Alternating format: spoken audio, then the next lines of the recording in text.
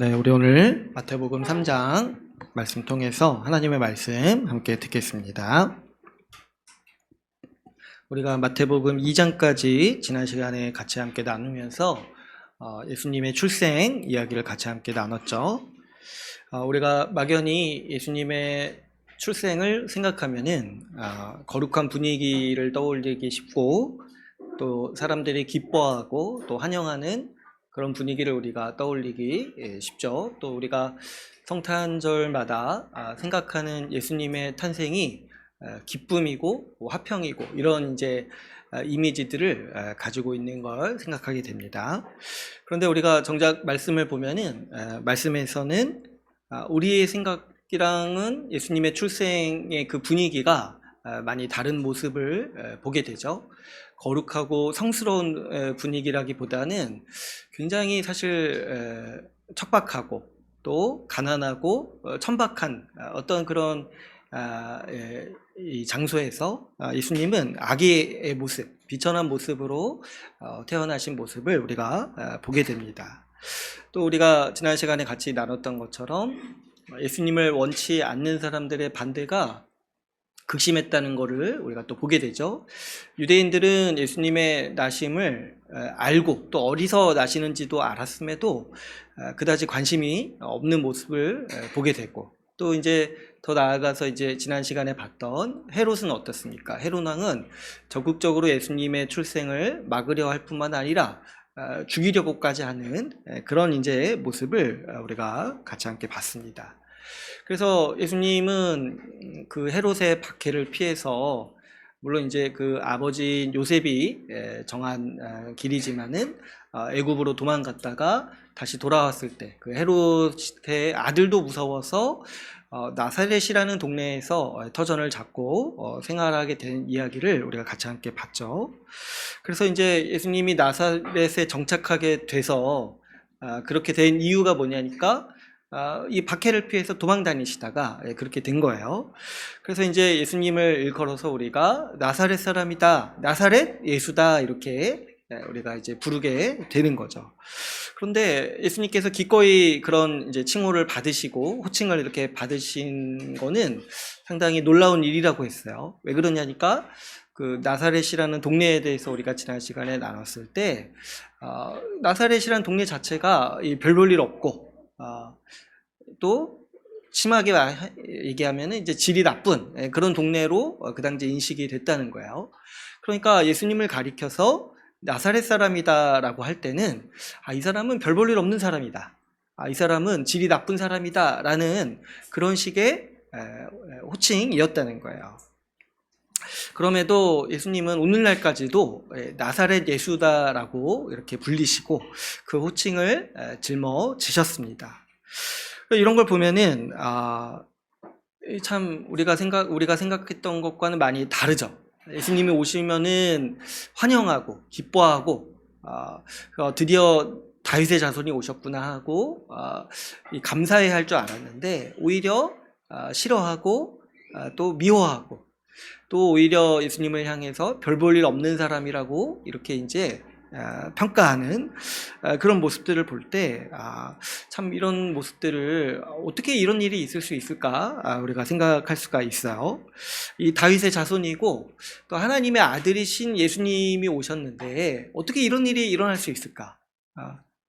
그랬을 때 이런 일이 일어났던 1차적인 이유는 사람들이 얼마나 하나님의 보내신 왕 예수님을 원하지 않는지 그 단면을 우리가 볼 수 있다고 했습니다. 이야기에 등장하는 헤롯 왕도 그렇고 또 유대인들도 그렇고 겉으로는 유대인들은 특히 겉으로는 메시아를 원한다, 메시아를 소망한다 이렇게 생각을 했지만 막상 예수님이 왔을 때 자신들의 생각과 기대와 다르다 보니까 예수님을 향해서 시큰둥하게 여기고, 그리고 점점 그 마태복음 이 복음서가 진행될수록 강도가 더 심해지는 거예요. 처음에는 긴가민가 했다가 나중에는 아니라고 판단을 하고 끝에 가서는 어떻게 합니까? 예수님을 죽이기까지 미워하는 모습을 이렇게 보이는 거죠. 그랬을 때 이 사람들이 하나님을 향해 이 하나님을 원하지 않듯이 하나님의 아들도 원하지 않는 거예요. 특히 지난주에 살펴봤던 것처럼 헤롯은 뭐 때문에 예수님을 거부했어요? 자기의 왕권을 유지하려고 자기 왕권이 흔들릴까봐 왕으로 오신 예수님을 거부했잖아요. 그러니까 이 사람은 어떻게 보면 창세 때부터 지금까지 유사한 게 뭐냐면 하나님을 원하지 않는다는 거야. 자기가 자기 삶의 왕 노릇하려고 하나님도 원하지 않는데 하나님의 아들로 오신 예수님을 이제 환영할 리가 없다는 거죠. 이런 이유 때문에 예수님은 어떤 삶을 겪으셨냐니까 아기 때부터 박해를 받으셨어요. 예수님은 아기 때부터 도피 생활하시고 죽음을 피해서 도피 생활하시고 그 죽음의 위협을 짊어지시고 아기 때부터 천대받으시는 그런 박해를 받으셨다는 거예요.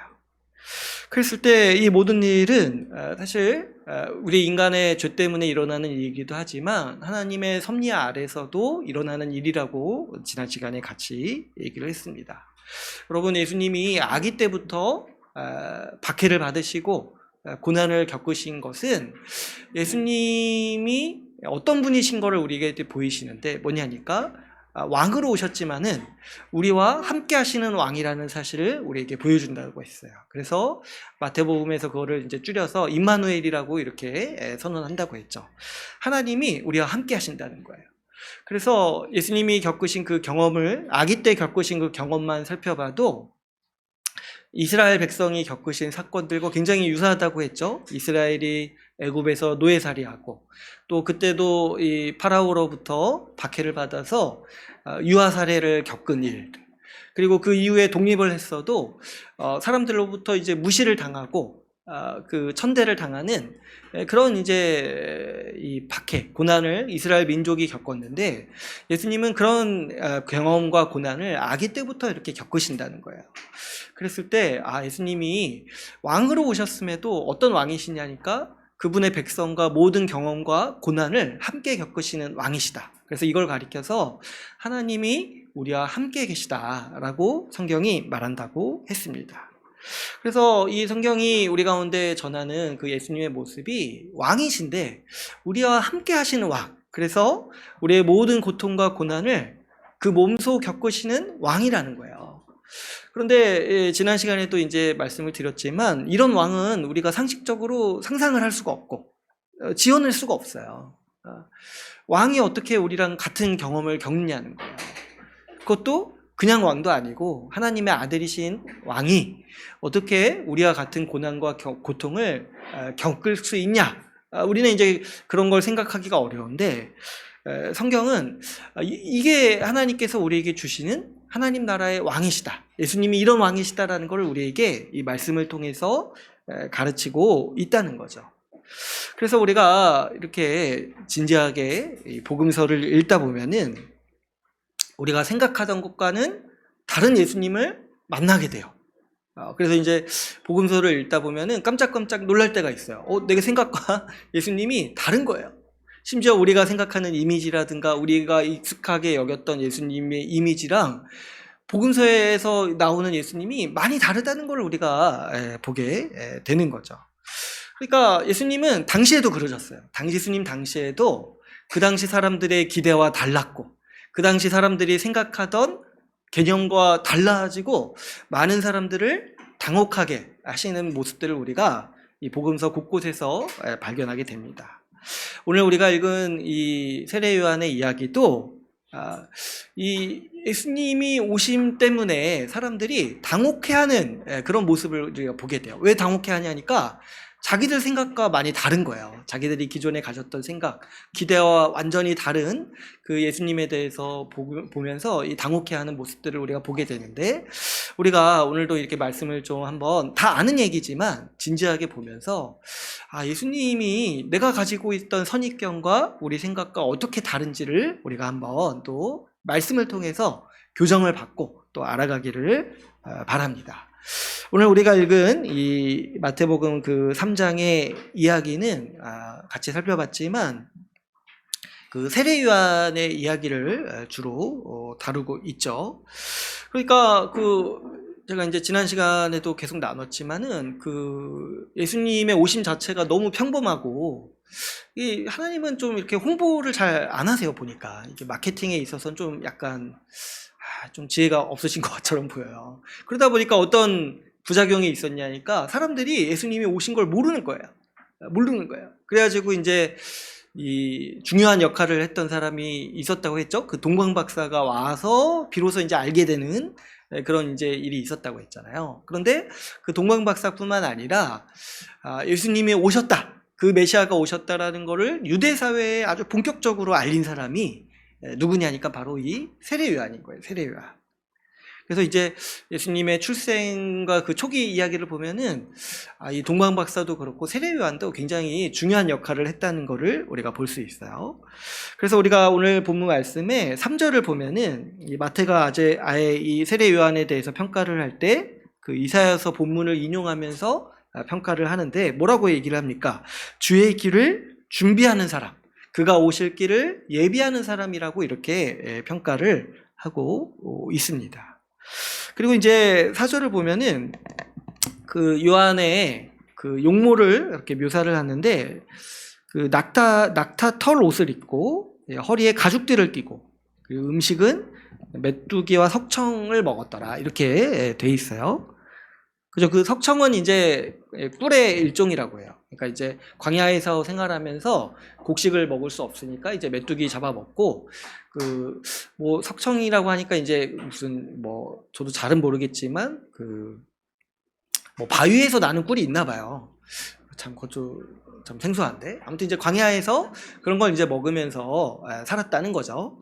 근데 이제 중요한 거는 그 이 사람의 용모를 왜 여기서 특별히 묘사를 하냐면 이 용모가 그 누구 한 사람을 떠올리게 하는 그 용모였던 거예요. 누구냐니까 그 구약의 그 선지자의 대표격인 엘리야를 이렇게 떠올리게 하는 용모였다는 거예요. 그러니까 이제 엘리야도 광야에서 생활을 하고 가죽띠를 띠고 이렇게 생활을 했다라는 기록들이 있었기 때문에 여기서 이렇게 이 세례 요한의 용모를 이렇게 묘사하는 이유는 세례 요한이 마치 엘리야처럼 보였다라는 거를 이제 보여주는 거죠. 근데 이제 이게 왜 중요하냐니까 이 구약을 아는 사람들이 엘리야에 대해서 가지는 어떤 소망과 기대가 있었는데 그게 뭐냐면 여러분 이제 아시는 분은 아시겠지만 엘리야가 그 죽음을 맞이하지 않았어요. 엘리야가 말년에 어떻게 끝났냐니까 하늘로 올라가면서 이렇게 마무리가 돼요. 그 사역이. 그러니까 엘리야가 이렇게 죽지 않고 하늘로 올라가니까 사람들의 그 은근한 기대 중에는 엘리야가 언젠가 다시 올 거라는 기대가 있었던 거예요. 엘리야가 언젠가 다시 올 거라는 거. 그리고 이제 구약 성경 중에 가장 끝에 있는 성경이 이제 말라기잖아요. 그죠? 말라기. 이름도 이렇게 이렇게 해가지고 얼마나 기억하기가 쉽습니까? 근데 이거 말라기에 보면은 엘리야가 다시 와서 주의 길을 준비할 것이다라는 예언이 있어요. 엘리야를 다시 보내주시겠다. 그러니까 이제 이 이스라엘 사람들, 유대 사람들의 입장에서는 이런 소망이 있었던 거죠. 이제 메시아가 오기 전에 엘리야가 와서 이제 우리를 준비시킬 거다. 이 다윗의 자손을 맞이할 준비를 우리에게 시킬 거다라는 그런 기대를 다 가지고 있었던 거예요. 그러니까 이 세례 요한이 광야에서 생활하면서 이 엘리야의 용모를 가지고 있는 게 이때 당시 사람들에는 어마어마한 이 충격이었고 또 큰 방향을 일으켰던 거죠. 그러다 보니까 이 세례 요한이 이런 이제 우리가 배경을 알게 되면은 이 당시에 얼마나 큰 영향력을 가졌는지를 우리가 볼 수가 있습니다. 그래서 오늘 본문에서도 보면은 세례 요한이 이제 광야에서 있었잖아요. 그러니까 도시에 있던 사람, 마을에 있었던 사람이 아니라 광야에서 생활했던 사람이었는데 5절에 보니까 예루살렘과 온 유대와 요단강 사방에서 다 그에게 나왔다고 해요. 그러니까 유대 전역에서 이 세례 요한을 보려고 또 세례 요한에게 배우고 그 세례 요한에게 세례 받으려고 그 광야까지 찾아와서 왔다는 거예요. 그러니까 이제 이 세례 요한이 얼마나 큰 영향력을 가지고 있는지를 볼 수가 있죠. 게다가 이제 어느 정도냐니까 이 세례 요한은요 사실 예수님보다도 더 영향력이 컸어요. 어떻게 보면은 왜 제가 그렇게 말씀을 드리냐면 그 뒤에 보면은 7절에 보면은 어떤 사람들도 나와요. 바리새인들과 사두개인들이 나온다는 거예요. 바리새인들과 사두개인들. 근데 이제 뭐 이 사람들 바리새인들은 이제 유명하잖아요. 이제 사두개인들도 비슷한 유형의 사람들인데 그 당시 이제 어떻게 보면 종교 지도적 계층에 있었던 사람들이에요. 그런데 이제 우리가 알다시피 그 뒤에 이제 예수님의 그 공생의 기간을 살펴보면은 예수님을 박해하고 예수님을 미워했던 사람들이 이 대표들이 이 사두개인들, 바리새인들이었어요. 그러니까 이제 이 사람들은 정작 예수님을 향해서는 막 싫어하고 미워하고 비판했어요. 근데 세례 요한한테는 그런 소리를 못 하는 거야. 너무 이 영향력이 크니까 자기들도 세례 요한한테 가서 세례를 못 받으면은 유대 사회에서 살 수 없을 정도가 된 거예요. 그래가지고 이 바리새인들도 이 세례 요한에게 나와서 세례 받으려고 하는 모습을 우리가 볼 수가 있습니다. 그랬을 때, 이 세례 요한이 또 얼마나 그 정말 큰 범상치 않은 사람이었는지를, 그 영향력이 굉장히 큰데, 그가 전한 메시지를 보면 그게 또 놀라운 거예요. 그게 뭐냐면, 세례 요한이 하는 말들은 그 당시 사람들에게 전혀 인기 있는 말이 아니었어요. 그가 이제 한 이 세례를 보니까, 이 세례가 어떤 세례예요? 회개의 세례를 전파했다고 하죠. 그래서 이제 6절에 보면은 자기들의 죄를 자복하고 요단강가에서 세례를 받았다 이렇게 돼 있어요. 그러니까 이 회개의 의미로서 세례를 줬고, 그러니까 세례 요한의 메시지의 주된 메시지가 뭐예요? 회개하라는 거예요. 회개하라. 그러니까 이제 사실 이게 막 사람들이 듣기 좋은 소리가 아니잖아요. 그죠? 그리고 이게 보면은 이제 7절에 보면은 말도 얼마나 세게 했는지 친절하지가 않아요, 전혀. 이 바리새인들 오니까 뭐라고 합니까? 7절에 보니까 독사의 자식들아 이렇게 잘 왔다 이렇게 환영을 하지 않고 욕부터 이렇게 하는 거예요. 독사의 자식들아 이렇게. 그러니까 이제 이렇게 친절하지 않은데도 유대 전역에서 이렇게 몰려온 거예요. 그러니까 참 대단한 영향력을 가지고 있죠. 뭐 여담이지만 이제 이 바리새인들을 향해서 이제 이 세례 요한이 욕을 하잖아요. 이게 쌍욕이죠, 아주. 그죠? 근데 이제 예수님은, 이게 같은 번역인지 모르겠는데, 독사의 새끼들이라고 해요, 뒤에 가서. 그러니까 이 바리새인들을 지켜보는 게 또 이 복음서를 보는 하나의 관점이에요. 왜 이렇게 예수님이 또 세례 요한이 바리새인들을 향해서 이런 정말 큰 욕을 하는가, 이렇게 좀 볼 수가 있죠. 어쨌든, 이 세례 요한은 회개의 의미로서 세례를 베풀었어요. 그래서 우리가 이제 수요 모임 때 그 세례의 의미를 살펴볼 때 세례에 담겨진 원래 의미 중에 하나가 회개의 의미가 있다고 했죠. 왜 그러냐니까 그 세례 자체가 물로 죄를 씻는 의식이었고 죄에 대해서 죽는다는 의미였어요. 그래서 이제 세례라는 말 자체, 그 헬라어로 세례라는 말 자체가 원래 그 의미가 뭐냐면 담그다는 뜻이에요. 담그다 뜻. 그래서 이제 우리가 물에 담궈서 씻고 또 이게 우리가 사람을 물에 담그면 그 죽는다는 의미도 되잖아요. 그러니까 죄를 씻는다는 의미도 있고 죄에 대해서 죽는다는 의미도 있다라는 거예요. 그래서 이제 이런 회개의 의미가 있는 세례를 이 요한은 그 유대인들에게 이렇게 행했던 거예요. 그래서 이제 어떤 사람들 그런 얘기도 합니다. 이 세례 의식이 원래는 그 이방인들이 유대교로 개종할 때 하는 의식이었다는 거예요. 그러니까 유대인들 보기에 이방인들이 더럽다고 생각을 하잖아요. 그러니까 유대교로 개종하려면 물로 씻어야 된다 이렇게 해가지고 세례 의식이 생겼다는 거예요. 이제 그런 이제 설명도 있는데 어쨌든 요한이 특이한 게 뭐냐면 유대인들에게 이 세례 의식을 행했다는 거죠. 그래서 이제 그 안에 숨겨진 있는 메시지가 뭐예요? 유대인이라고 자동적으로 그 하나님의 백성이 되는 게 아니라 회개해야 된다는 거죠. 죄를 돌이키고 새로운 삶을 사는 사람들이 그런 사람들이 하나님의 백성이다. 하나님의 참된 백성이다라는 메시지를 이렇게 전하는 건데 당시 사람들한테는 이제 굉장히 혁명적인 메시지죠.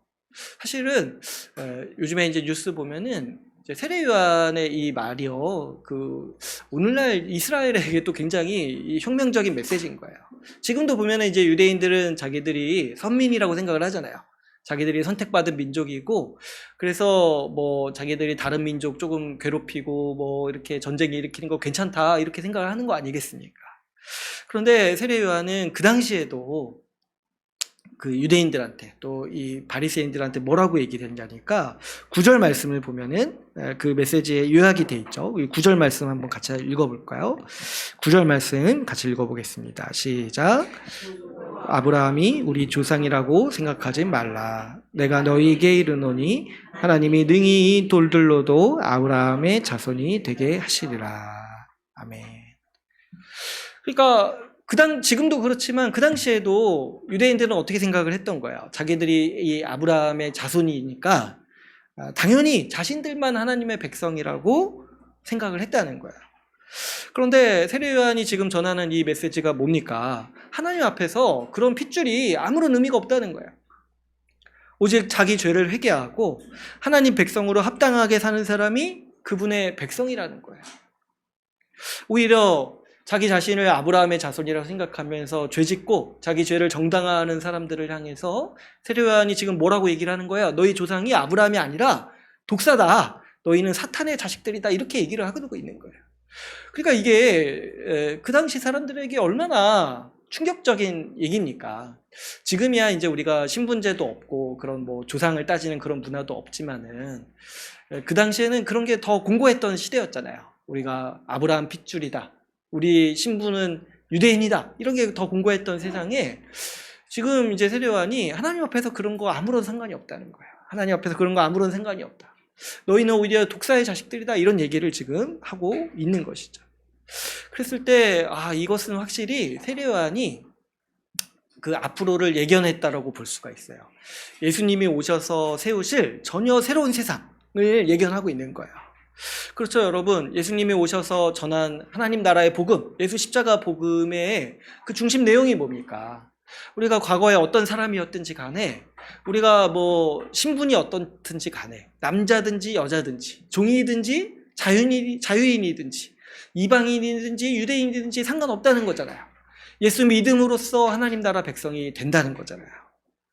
그런 어떤 신분이라든지 가문이라든지 그런 것에 의해서, 심지어 내 과거의 행동으로 인해서 하나님의 백성이 결정되는 세상이 아니라 오직 예수 그리스도를 믿음으로 하나님 나라 백성이 되는 세상이 열린다. 예수 그리스도로 말미암아서 시작된다. 그런 세상이 왔다라는 것을 지금 이제 세례 요한은 미리 보고 유대인들한테 그런 예수님의 메시지를 준비시킨 거예요. 그래서 뭐라고 얘기를 합니까? 속으로 아브라함의 자손이라고 생각하지 말라는 거예요. 회개하고 회개에 합당한 열매를 맺어라. 그래서 여러분, 이 세례 요한이 보고 예수님이 오셔서 연 이 새로운 시대, 이 새로운 세상을 뭐라고 부르냐니까 바로 오늘 본 말씀에서 얘기하듯이 천국이라고 부르는 거예요. 천국이다. 유대인이든지 이방인이든지 종이든지 자유인이든지 남자든지 여자든지 어떤 민족이든지 과거에 어떤 사람이었든지 그런 거 상관없이 오직 예수 그리스도 믿음으로 회개해서 십자가 복음을 믿고 하나님 나라 백성이 되는 세상, 그런 세상이 천국이라고 지금 세례 요한은 미리 보고 얘기를 하고 있는 것이죠. 그래서 이 세례 요한이 전한 메시지의 핵심도 뭐에 있냐니까 천국에 있다는 거예요. 천국에 있다는 거예요. 그래서 오늘 본문의 2절 말씀을 보면은 세례 요한이 외친 말이 뭐예요? 광야에서 외친 말이 뭡니까? 2절도 한번 같이 읽어볼까요? 2절 같이 읽어보겠습니다. 시작. 회개하라, 천국이 가까이 왔느니라 하였으니. 그러니까 이게 이제 세례 요한의 주된 가르침이었던 거예요. 천국이 가까이 왔다. 천국이 가까이 왔다. 그런데 여러분, 이제 이 말씀을 그래서 우리가 곰곰이 잘 생각해 봐야 돼요. 이 말씀은 그때 당시에도 굉장한 충격을 주는 말씀이었는데 가만 생각해 보면 오늘날 우리한테도 많은 도전을 주는 말씀이기도 해요. 왜 그러냐니까 여러분, 가까이 왔다고 했잖아요. 천국이 가까이 왔다고 했잖아요. 그러면 이게 무슨 말입니까? 천국이 가까이 왔다는 말은 이미 왔다는 말이기도 하죠. 그죠? 가까이 왔다라는 거는 뭐 거의 왔다는 말과 다를 바가 없잖아요. 그죠? 여러분 뭐 약속한 사람이랑 만나기로 했을 때 전화로 누가 나 이제 가까이 왔어 이렇게 하면은 어떻게 생각합니까? 이제 왔다고 생각할 거 아니에요. 그죠? 가까이 왔다고 얘기하는데 아직 멀었구나 하고 뭐 옷도 안 입고 씻지도 않고 뭐 그러고 있을 거예요? 아니잖아요. 가까이 왔다고 하면 어떻게 해요? 문을 열 준비를 해야 될 거 아니에요. 그죠? 마찬가지예요. 지금 이제 가까이 왔다고 얘기를 한 거예요. 그러면 여러분 생각해 보세요. 2000년 전에 세례요한이 천국이 가까이 왔다라고 했으면 지금은 어때요? 지금 이미 천국이 있는 거죠. 그리고 천국은 더 확장되고 우리 가운데서 더 부흥하고 있다라고 우리가 이렇게 예상할 수가 있죠. 그러니까 여러분, 이제 제가 이 마태복음 시작하면서도 말씀을 드렸지만은 우리는 이제 흔히 잘못하는 오해 중에 하나가 천국이 나중에 이루어지는 세상이라고 자꾸 생각을 한다는 거예요. 뭐 죽어서 가는 세상, 내가 언젠가 다시 볼 세상, 심지어 예수님이 오시면 볼 세상, 이런 것으로 우리가 막 생각을 한단 말이죠. 그러나 그런 것이 큰 오해라는 게 우리가 이 세례요한의 가르침을 통해서 또 볼 수가 있어요. 세례요한은 뭐라고 말합니까? 이미 시작했다고 말하는 거예요. 이미 천국이 시작했다. 이미 천국이 시작했다. 또 한 가지 또 오해가 우리는 어떻습니까? 우리는 자꾸 우리가 천국에 간다라고 얘기를 하잖아요. 천국에 간다 우리가. 근데 이것도 사실은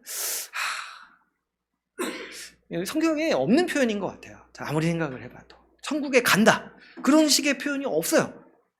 뭐냐니까 천국이 우리에게 오는 거예요. 오는 거예요. 그래서 천국은 우리가 가는 세상이 아니라 우리에게 오는 세상인데 세례요한의 가르침은 뭐예요? 이미 왔다라는 거예요. 이미 왔다. 그러니까 우리가 이 세례요한의 이 한마디 말만 생각을 해도 우리는 이 천국에 대해서 상당한 오해를 바꿀 수가 있는 거죠.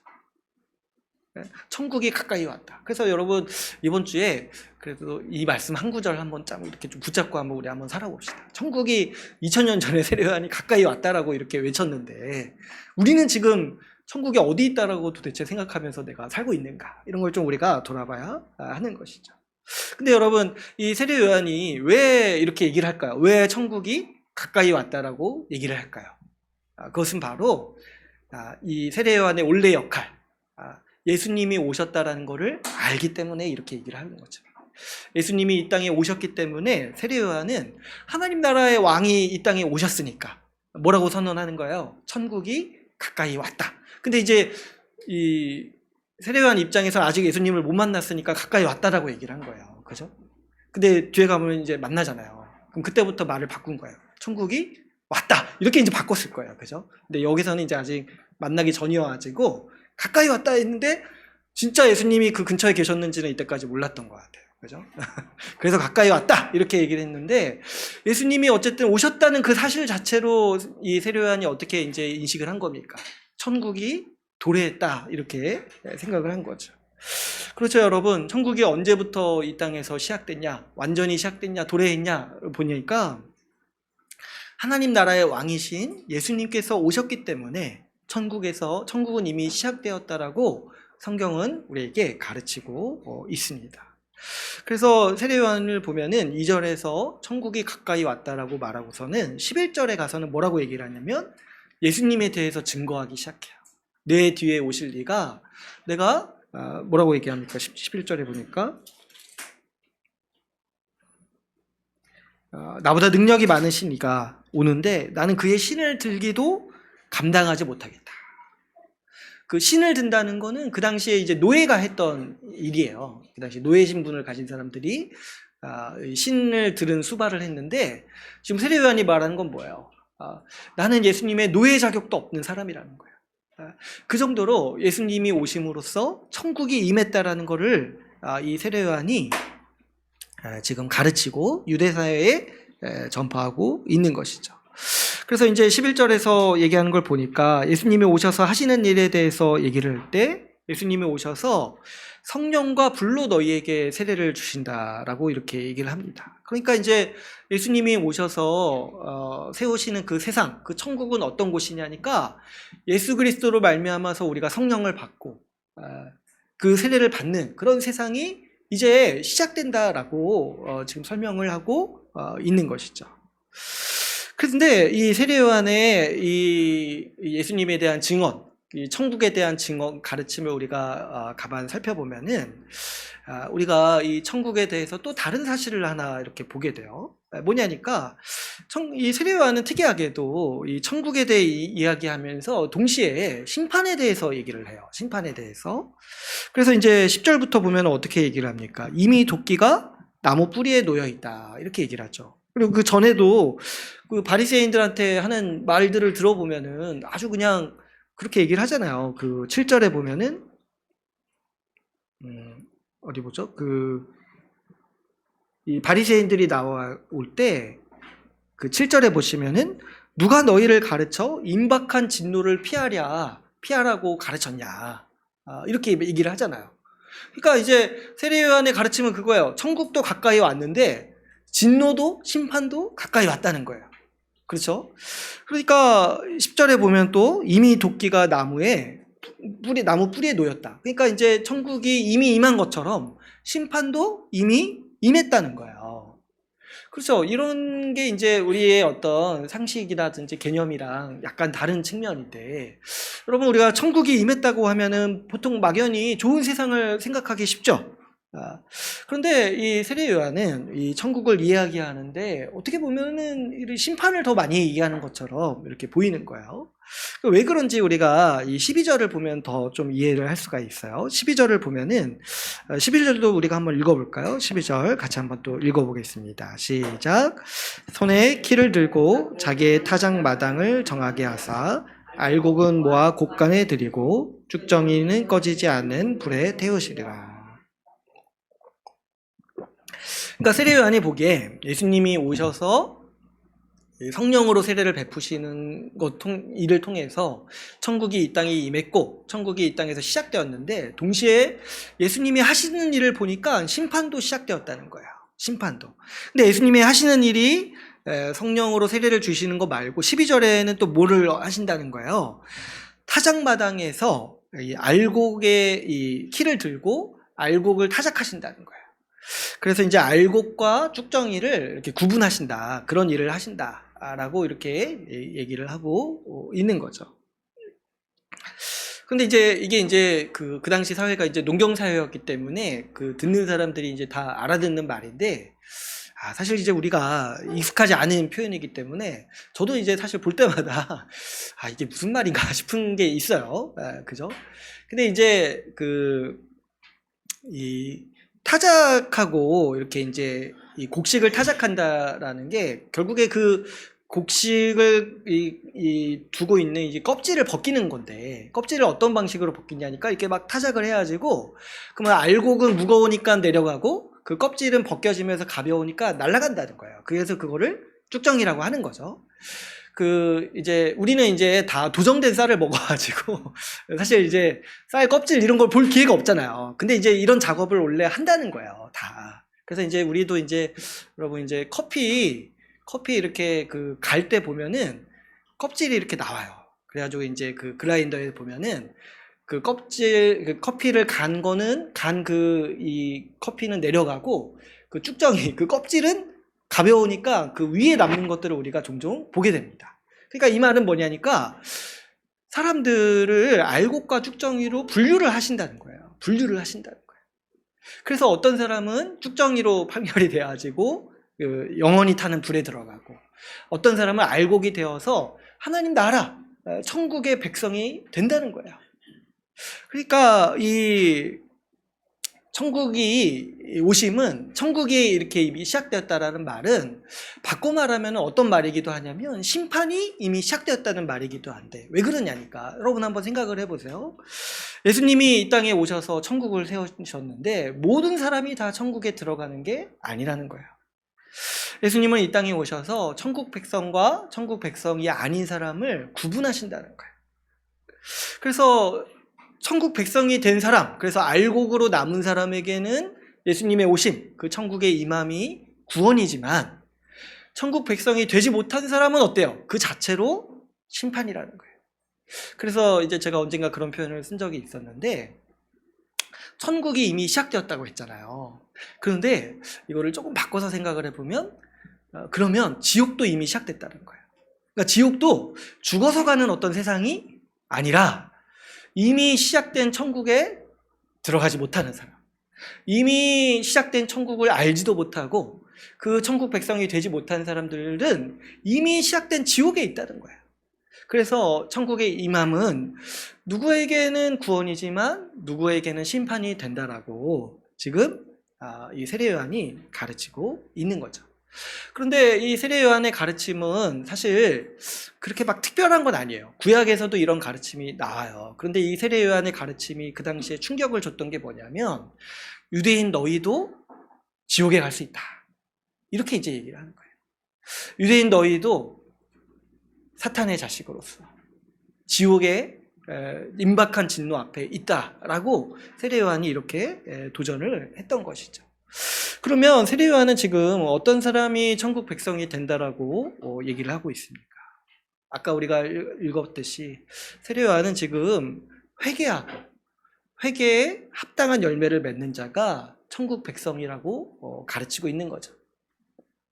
뭐 유대인이라고 자동적으로 천국 백성이 되는 게 아니라, 뭐 이렇게 뼈대 있는 가문이라고, 자기가 뭐 다윗 계열이고 자기가 뭐 제사장 계열이라고 자동적으로 천국 백성이 되는 게 아니라, 뭐 오늘날로 바꿔보면은 교회 오래 다녔다고 천국 백성이 되는 게 아니라, 자기 뭐 3대째 기독교 집안이라고 천국 백성이 되는 게 아니라, 어떤 사람이 천국 백성이 된다는 거예요. 지금 회개하는 사람, 회개에 합당한 열매를 맺는 사람이 천국 백성이라고 세례 요한은 그 당시에서도 외쳤고 오늘날 우리에게도 말씀을 전해주고 있는 것이죠.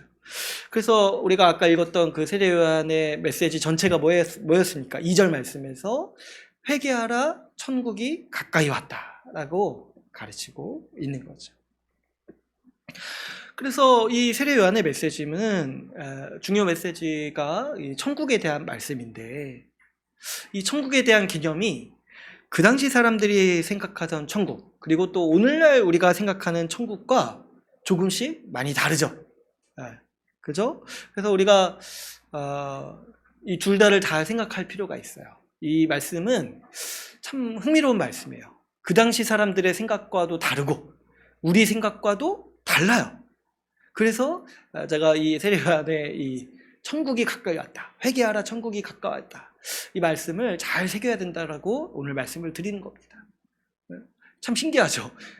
이렇게 오랫동안 이렇게 말씀이 우리 가운데 전하고 있는데 그 당시 사람들의 생각과도 다르고 오늘날 우리와도 다르다는 거예요. 어떤 면에서 그러냐니까, 당시 사람들에게도 달랐던 메시지예요. 당시 사람들의 생각과, 당시 사람들은 다윗의 자손이 오면 유대인들이 당연히 그 나라의 백성이 될 거라고 생각을 했습니다. 그러나 지금 세례 요한의 말씀, 또 주님의 말씀은 뭐래요? 유대인이 아니라 회개의 열매를 맺는 사람이 그 백성이 된다라고 말씀하고 있습니다. 또 그 당시 사람들은 천국이 오면 그 자신이 구원 얻을 거라고 생각을 했어요. 그런데 이 말씀은 뭐예요? 천국의 임함은 오히려 어떤 사람에게는 심판이라는 거예요.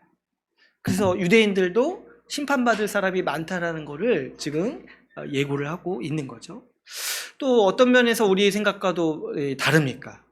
우리는 자꾸 제가 반복해서 말씀을 드렸지만 천국이 어떤 미래에 죽어서 가는 세상이라고 생각을 하죠. 그러나 지금 예수님의 말씀, 성경의 가르침은 어떻습니까? 2000년 전에 예수님이 이 땅에 오셨을 때 천국은 이미 시작되었다, 이미 우리에게 왔다라고 우리에게 가르치고 있습니다.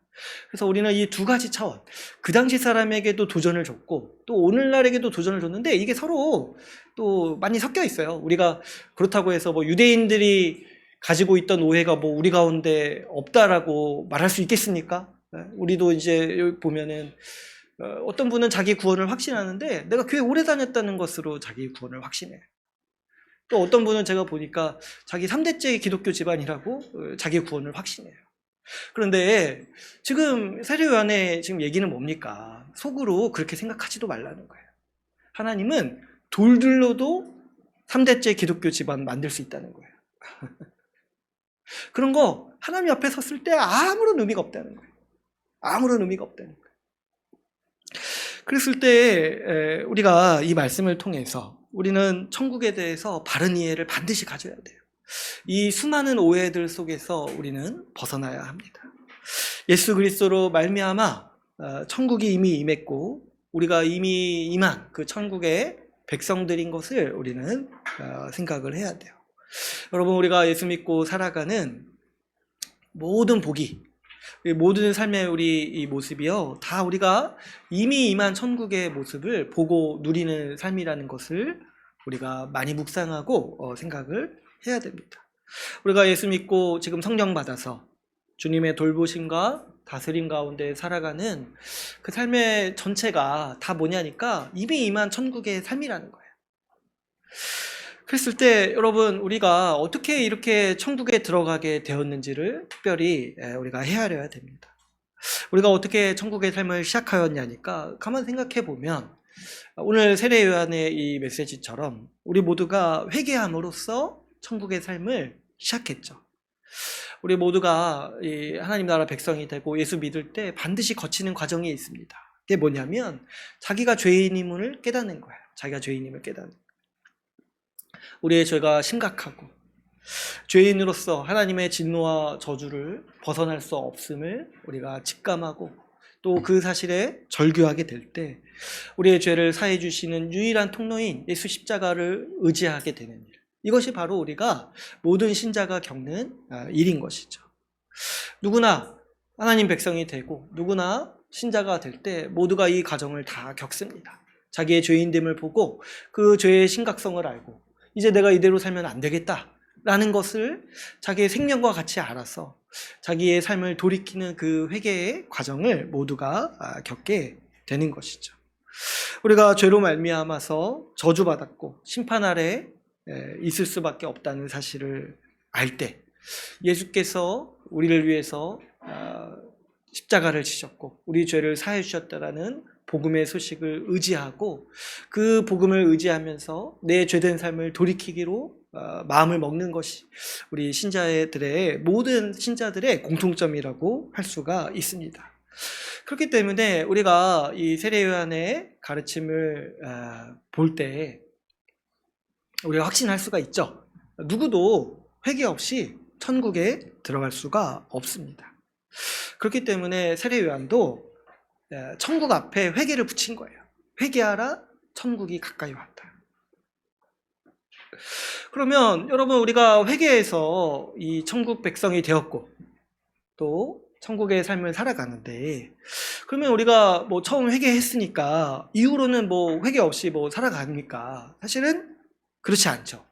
우리 신자가 회개해서 십자가 복음을 의지하고 하나님 백성이 되는데, 그런데 그 이후에도 우리 신자들은 지속적으로 회개의 삶을 살아갑니다.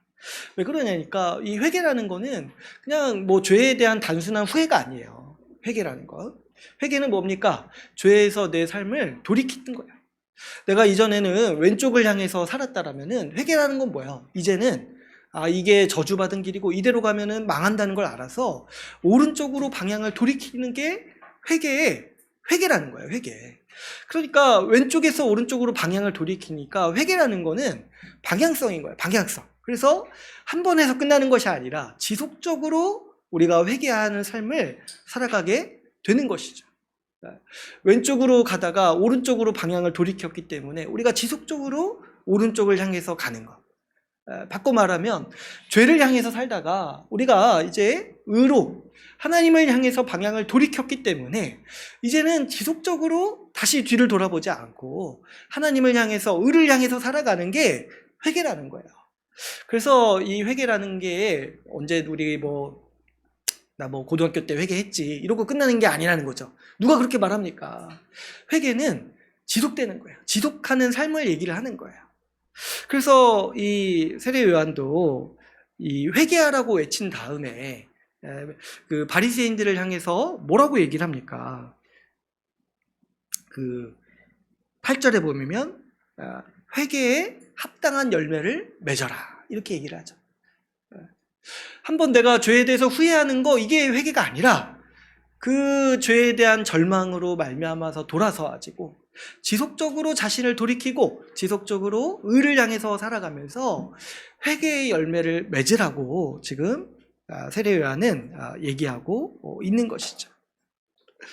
그렇기 때문에 우리가 회개해서 하나님 나라 백성이 되었지만 그것은 한 번의 회개로 끝나는 것이 아니라 이 하나님 나라의 백성, 천국 백성이 된 이후에도 지속적으로 우리는 어떻게 산다는 거예요. 회개의 열매를 맺기 위해서 지속적으로 회개하는 삶을 살아가는 것이 우리 신자의 삶이라는 것이죠. 이렇게 볼 때 여러분, 우리는 이 천국에 대해서 하나의 중요한 개념, 이미지를 얻을 수가 있는데, 여러분, 천국은 어떤 곳이냐니까 회개하는 곳인 거예요. 천국은 하나님 말씀 앞에서 회개하는 사람들이 모여 있는 곳이에요. 반면에 지옥은 어떤 세상이냐니까, 지옥은 회개하지 않는 사람들이 모여 사는 곳이에요. 회개하지 않는 사람들. 자신이 옳고 나는 틀린 게 없어. 나는 무조건 옳아. 네가 무조건 잘못했어. 그렇게 주장하는 사람들이 모여 있어서, 그래서 끊임없이 내가 옳고 너는 틀렸다고 싸우는 곳, 그게 바로 어디냐니까 지옥이라는 거예요. 회개가 없는 세상. 회개의 열매가 없는 세상이 지옥이고, 반면에 회개한 사람들이 모여 있어서 지속적으로 회개의 열매를 맺는 세상이 바로 천국이다. 이미 임한 천국이다라고 우리 말씀을 통해서 우리는 그 개념을 그릴 수가 있는 것이죠. 그래서 여러분, 우리가 막연히 천국을 생각할 때 천국은 막 죄 안 짓는 사람들이 모여가지고 막 완벽한 사람들이 있을 것 같잖아요. 그렇지 않다는 거예요. 이미 임한 천국은 실수도 해요. 사람들이 실수도 하고 죄도 짓습니다. 그런데 지옥과 다른 점이 뭐냐면, 지옥은 자기 죄를 정당화하고 자기 잘못을 뉘우치지 않지만 천국은 어떤 곳이냐니까 회개한다는 거예요.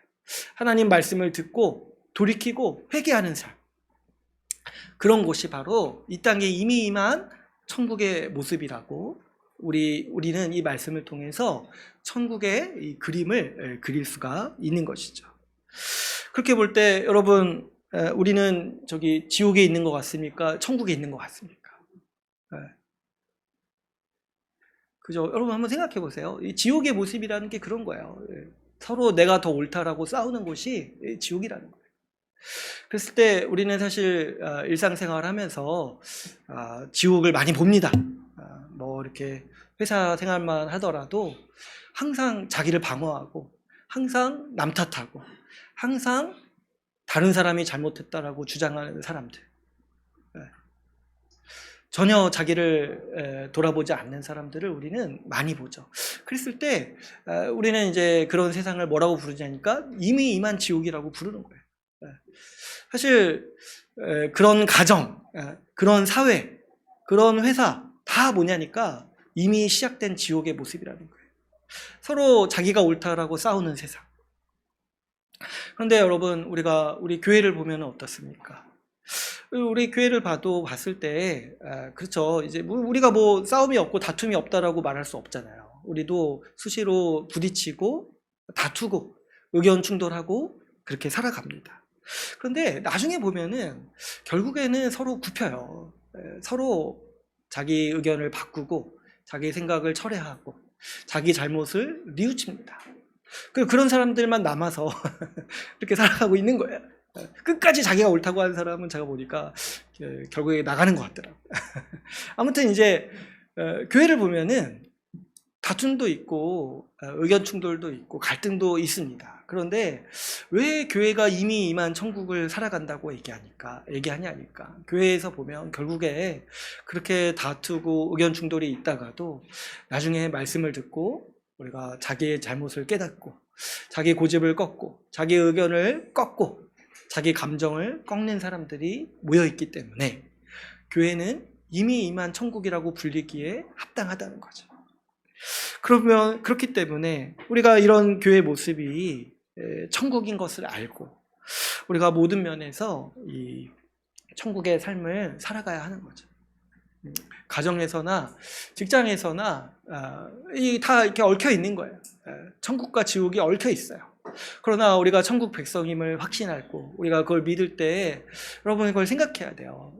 이 천국 백성의 아주 이 놀라운 능력이 뭐냐니까 회개하는 사람이라는 거예요. 회개하는 사람, 자기를 돌이키고 꺾을 수 있는 사람이라는 거예요. 그랬을 때 여러분, 이 천국은 회개의 열매들이 있는 곳이라고 할 수가 있어요. 그랬을 때 오늘 한 가지만 더 좀 말씀을 드리고 싶은 거는 오늘 본문에서 세례 요한이 적극적으로 이 회개의 열매를 맺으라고 요청을 하고 있지 않습니까? 그러면 이 회개의 열매라는 게 그럼 구체적으로 무엇인가 이렇게 했을 때 사실 마태복음에서는 이제 구체적으로 얘기하진 않아요. 그런데 우리 다른 복음서에서 보면은 이 세례 요한이 밝힌 회개의 열매들이 있어요. 대표적인 회개의 열매들. 그래서 오늘은 그 본문을 한번 살펴보고 마무리하려고 하는데요. 우리 누가복음 3장 10절에서 14절 우리 한번 보도록 하겠습니다. 누가복음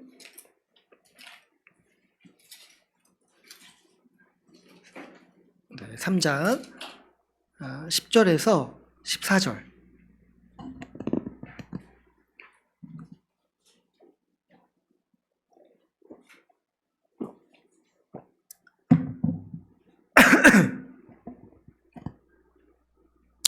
그 이제 마태복음에서 묘사하는 이제 세례 요한은 굉장히 이렇게 카리스마 있는 모습인데 그 누가복음에서는 세례 요한이 좀 친절해요. 그래가지고 좀 설명을 해줍니다.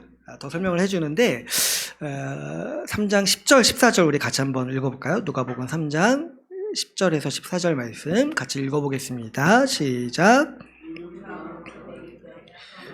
우리가 무엇을 하리이까? 대답하여 이르되 옷 두 벌 있는 자는 옷 없는 자에게 나눠줄 것이요 먹을 것이 있는 자도 그렇게 할 것이니라 하고 세리들도 세례를 받고자 하여 와서 이르되 선생이여 우리는 무엇을 하리이까 하매 이르되 부과된 것 외에는 거두지 말라 하고 군인들도 물어 이르되 우리는 무엇을 하리이까 하매 이르되 사람에게 강탈하지 말며 거짓으로 고발하지 말고 받은 급료를 족한 줄로 알라 하니라. 아멘.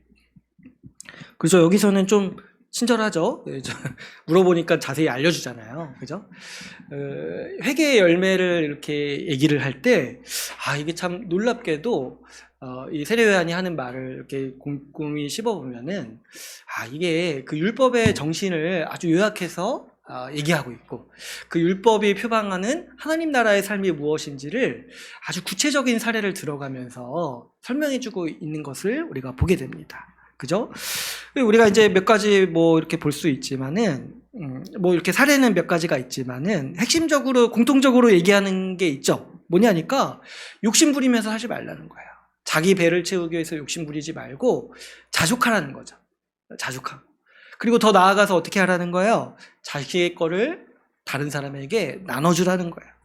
그래서 옷 두 벌 있는 사람은 다른 사람에게 나눠주고 먹을 것이 있는 사람도 다른 사람과 나누라는 거죠. 이게 바로 하나님 나라의 핵심, 율법의 핵심, 이웃을 내 몸과 같이 사랑하라 했을 때 그 핵심이 뭐예요? 자기 것을 다른 사람에게 나누라는 거예요. 그래서 이게 회개의 열매라는 거죠. 왜 그러냐니까 우리 모든 사람이 이전에는 다 어떻게 산다는 거예요. 오늘 나오는 그 세리들과 여기 군인들처럼 자기 유익을 위해서 자기 배를 채우기 위해서 사는데 그러면서 어떻게 살아요? 나를 위해서만 살 뿐만 아니라 내 것만 채울 뿐만 아니라 남의 것도 빼앗아서 내 것으로 만든다는 거예요. 이게 이제 우리의 이 일반적인 사람들의 모습이라는 거죠. 자기를 위해 살 뿐만 아니라 자기 배를 채우기 위해 살 뿐만 아니라 더 나아가서 다른 사람의 것까지 빼앗아서 자기 배를 채운다는 거예요. 그런데 회개라는 건 뭐예요? 이 삶에서 떠나는 거예요.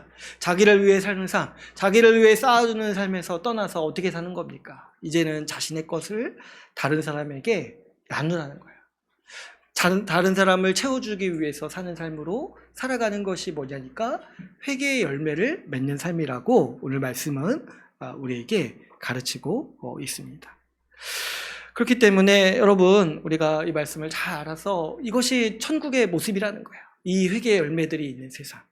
이전에는 우리가 다 자기 자신만을 위해서 살았다면 이제는 천국 백성이 되어서 자신의 것을 나누는 삶을 사는 것이죠. 우리 모두가 다 사실 과거를 생각해 보면 그렇지 않았겠습니까? 자기만을 위해서 내가 갖고 싶은 것만을 위해서 내 재산을 불리기 위해서 내 욕심을 채우기 위해서 그것이 우리 인생의 목표였다라면은 이제는 회개하여서 어떻게 살아간다는 겁니까? 이제는 다른 사람을 채우기 위해서 그것을 나의 인생의 목표로 여기고 살아가는 사람들이라는 거예요. 그래서 여러분, 우리가 이렇게 사는 것이, 이런 열매를 맺는 것이 회개의 열매, 그것이, 그리고 이 회개의 열매들이 있다는 게 이 교회가 천국의 삶을 누린다라는 것을 우리가 반드시 기억해야겠습니다. 특별히 말씀에서는 옷 두 벌 있는 자는 없는 자에게 나눠주고 먹을 것이 있는 자도 그렇게 하라고 이렇게 권면을 했는데, 사실 이제 이 말만 고지고대로 보면은 이제 우리 우리랑 좀 안 맞죠. 우리는 옷 두 벌이 뭡니까? 이렇게 두 벌 있는 사람이 있어요, 우리. 우리는 다 옷도 많고 먹을 것도 어떻게 보면은 풍족하죠. 물론 이제 우리 시대에도 부족한 사람들이 있기 때문에 함부로 말할 수는 없습니다. 그런데 이 말씀은 구체적으로 옷 선물해라, 먹을 거 사줘라, 이런 얘기를 하고자 하는 게 아니라, 물론 그것도 해야겠지만, 우리 삶의 지향을 얘기하는 거예요. 삶의 지향을. 이전에는 내 결핍을 채우기 위해서 살았죠, 우리가. 내 결핍에만 관심이 있고, 그래서 어떻게든 나를 채우고자 이렇게 살았어요. 그러나 지금 이 회개한 삶, 회개의 열매를 맺는 우리는 어떻게 살아간다는 거예요? 다른 사람의 결핍을 채우기 위해서 살아간다는 거예요. 그래서 오늘날에 우리가 옷은 있고 먹을 것은 있을지라도 다른 사람들의 어려움이 있죠. 우리 현대인들의 고질적인 어려움이라는 게 외로움이라든가 또 정서적인 어려움이라든가 이런 것들 있을 수 있고, 또 우리가 구체적으로 또 많이 기도도 필요하고 또 어려운 분들이 우리 가운데 있습니다. 그랬을 때 우리 삶의 목표를 자꾸 여기에 관심 두지 말라는 거예요. 나는 뭐가 없고, 나는 이게 부족하고, 그래서 서럽고, 그래서 난 괴롭고, 이런 것에 우리 관심사를 두지 말고, 우리 회개하고 회개의 열매를 맺는다는 건 뭐예요? 다른 사람의 결핍을 더 끌어안고, 다른 사람의 결핍을 채우기 위해서 더 우리가 집중해서 살아가는 삶이 우리 회개의 열매를 맺는 삶이라고 말할 수 있겠습니다. 그렇기 때문에 우리가 이미 시작된 천국에서 우리는 이러한 삶이 시작되었고 이러한 열매를 맺어가는 그런 하나님의 백성인 것을 알고 우리가 적극적으로 회개의 열매를 맺기 위해서 살아가야 하겠습니다. 우리가 이 땅에서 살다 보면은 사실 우리는 자기를 위해 살아가는 사람들을 많이 보죠. 자기를 위해 살고 자기를 위해 다른 사람들을 이용하고 다른 사람의 것을 빼앗는 사람들을 우리는 많이 봅니다. 그랬을 때 우리가 그런 세상을 보는 관점이 뭐라고요? 이미 지옥이 시작됐다는 거를 우리는 그런 것들을 통해서 보는 거예요. 그러나 우리가 반면에 믿어야 되고 붙들어야 되는 확신이 어디 있냐니까 우리 주님이 우리에게 천국으로서 교회를 주셨다라는 이 기쁜 소식에 있습니다. 교회에서 우리는 회개해서 다른 사람을 위해 살아가는 사람들을 보죠. 주님이 주신 이 천국에서 우리는 다른 사람의 결핍을 채우고 이전과 다른 회개의 열매를 맺어가는 사람들을 봅니다. 그럴 때 우리가 깨달아야 되는 그 믿음의 지식이 뭡니까? 천국이 이미 시작되었구나. 우리 가운데 이미 천국의 삶이 있다라는 것을 우리가 분명히 알고 우리는 이미 임한 천국에서 적극적으로 회개의 열매를 맺으면서 살아가는 주의 나라 백성들이 되기를 바랍니다. 오늘 이제 말씀을 맺겠습니다. 오늘은 우리 이 세례요한을 통해서 천국이 가까이 왔다라는 말씀의 의미를 함께 살펴봤습니다. 예수 그리스도가 오심으로 이 땅에 천국이 임했습니다. 그리고 이 천국의 임함은 누군가에는 심판이기도 합니다. 예수 그리스도를 왕으로 보지 않고 회개하지 않는 사람은 그 나라 밖에서 이미 지옥의 삶을 살아가기 때문이죠. 그러나 우리 주님은 우리에게 회개의 마음을 주셔서 천국 백성이 되게 하셨습니다. 천국 백성으로서 우리는 회개의 열매를 맺으면서 살아갑니다. 그러므로 여러분, 우리가 날마다 우리의 욕심과 우리의 죄와 싸우고 회개의 열매를 맺는 삶이야말로 이미 천국을 누리는 삶인 것을 확신하면서 우리가 살아갑시다. 우리가 회개의 삶을 살 때 날마다 더욱더 이미 임한 천국의 삶을 풍성히 누리는 주의 나라 교회가 되기를 간절히 소망합니다.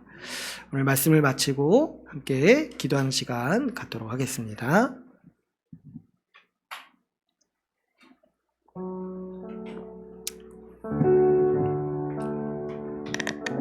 이 시간